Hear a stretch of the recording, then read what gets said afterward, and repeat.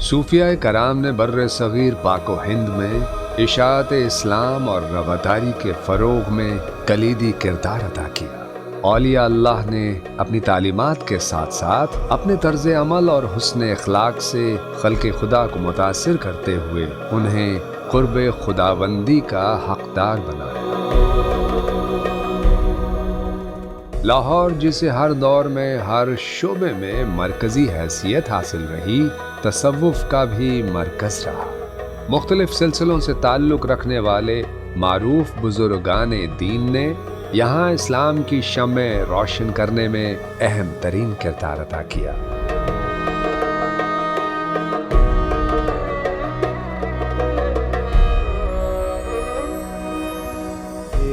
صوفیاء کے وہ رنگ ہیں جن میں لاہور کی تہذیب ہمیں رنگی ہوئی محسوس ہوتی ہے، کہ اس کے جو انگریڈینٹس ہیں، جو اجزاء ترکیبی ہیں، جس میں اپنائیت ہے، محبت ہے۔ ہم دیکھتے ہیں کہ لاہور کے لوگ کشادہ دل ہیں، اپنے گھروں کے دروازے مہمانوں کے لیے کھلے رکھتے ہیں، دوسروں کے دکھ درد کو محسوس کرتے ہیں، خوشی اور خوشگواری کا ایک ایلیمنٹ ان میں ہے۔ تو یہ ساری چیزیں جو ہیں، یہ ان صوفیاء کے طرز زیست اور ان کا جو اسلوب حیات ہے، اس سے اہالیہ نے لاہور اور اس خطے کو میسر آئی ہے۔ ریلوے اسٹیشن کے قریب واقع خانوادہ رسول صلی اللہ علیہ وآلہ وسلم سے تعلق رکھنے والی بی بی پاک دامن کا مزار اقدس عقیدت مندوں اور جانثاروں کا مرکز ہے، جہاں دن رات عقیدت مندوں کا تانتا بندھا رہتا ہے۔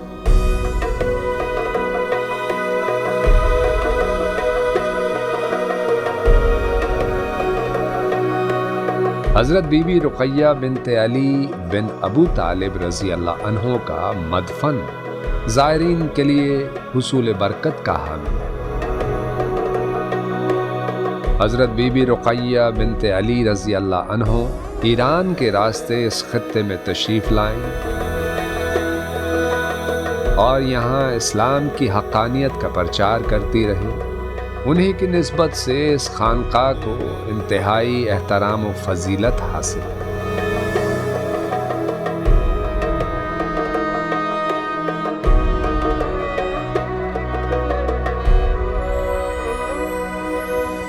حضرت علی بن عثمان حجویری المعروف داتا گنج بخش کی مناسبت سے لاہور کو داتا کی نگری کے نام سے بھی جانا جاتا ہے۔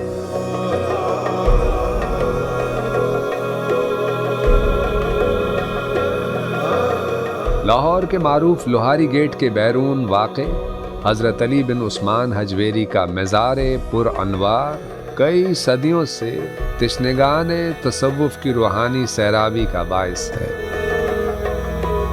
اسے جنوبی ایشیا کا سب سے بڑا مزار تسلیم کیا جاتا ہے۔ مغل دور میں سنگ مرمر سے تعمیر کیا گیا داتا دربار اپنے حسن تعمیر میں کسی شاہکار سے کم نہیں۔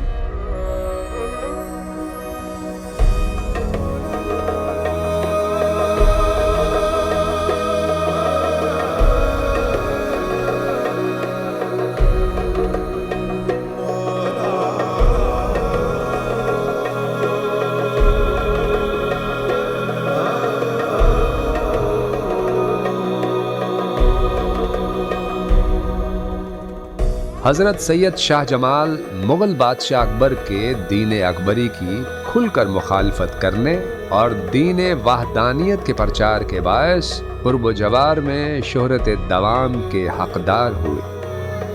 بادشاہ وقت کے بنائے گئے دین کے مقابل دین فطرت کی ترویج کے لیے انہوں نے کسی دباؤ اور نتائج کی پرواہ کیے بغیر خطے میں اسلامی نظریات کو فروغ دیا۔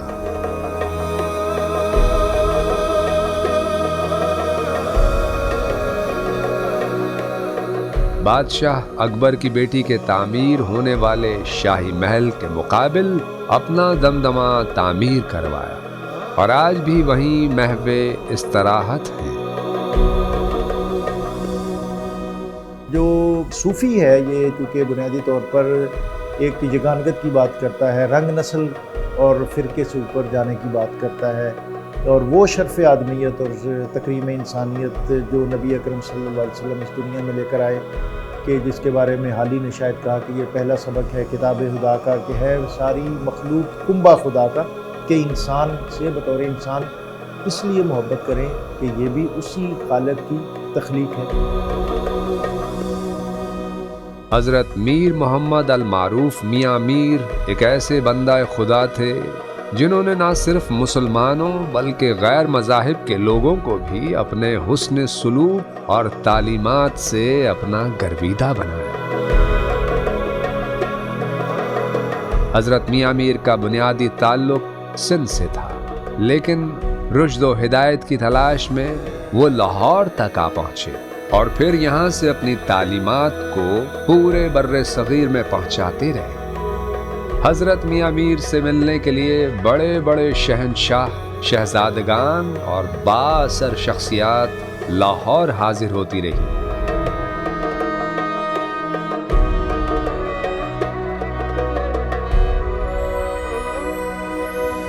دھرم پورہ کے علاقے میں واقع ان کا مزار مغل دور میں تعمیر کیا گیا، جو فن تعمیر کے ایک نادر نمونے کے طور پر آج بھی زائرین اور عقیدت مندوں کی خصوصی کشش کا حامل ہے۔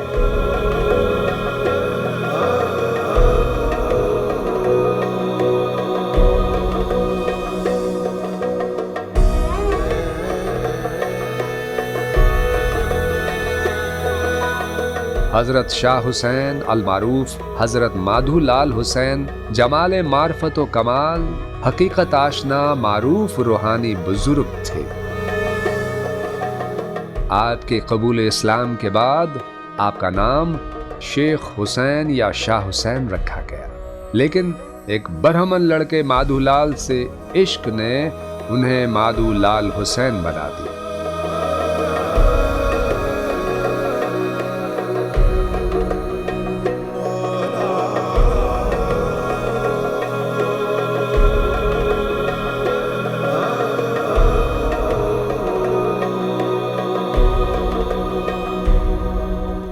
حضرت مادھو لال حسین کے مزار پر منعقد ہونے والا سالانہ عرس میلہ چراغاں کے نام سے جانا جاتا ہے، جو لاہور کی ایک اہم ترین ثقافتی اور روحانی سرگرمی کے طور پر جانا جاتا ہے۔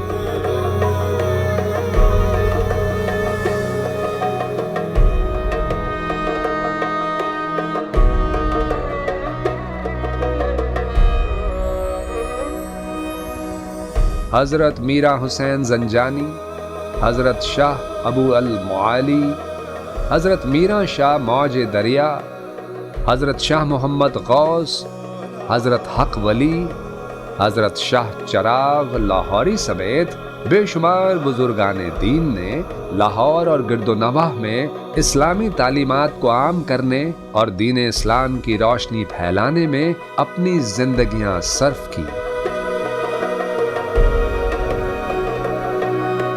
بر صغیر کی جو 1000 سالہ تاریخ ہے، جو ہماری پولیٹیکل ہسٹری ہے، وہ ہمیں اسپرچول ہسٹری کے پیچھے پیچھے چلتی نظر آتی ہے۔ اس خطے کے اندر جو دین مستحکم ہوا ہے، اسلام مستحکم ہوا ہے، اس میں صوفیہ کا بہت بنیادی کردار ہے، جس کو ہمیشہ خراج تحسین پیش کیا جاتا ہے۔ لاہور میں مدفون ان اولیاء اللہ کے مزارات نہ صرف روحانی آسودگی فراہم کرتے ہیں، بلکہ تعمیراتی حسن سے مالا مال ہونے کے باعث سیاحوں اور عقیدت مندوں کی خصوصی توجہ کے بھی حامل ہوتے ہیں۔ ان بزرگان دین نے معاشرے میں ہم آہنگی، رواداری اور برداشت کے کلچر کو فروغ دینے میں اہم کردار ادا کیا۔ یہ ہستیاں ظاہری طور پر پردہ فرمانے کے باوجود عقیدت مندوں اور اپنی تعلیمات کی صورت میں خدمت اسلام میں تاحال مصروف عمل ہیں۔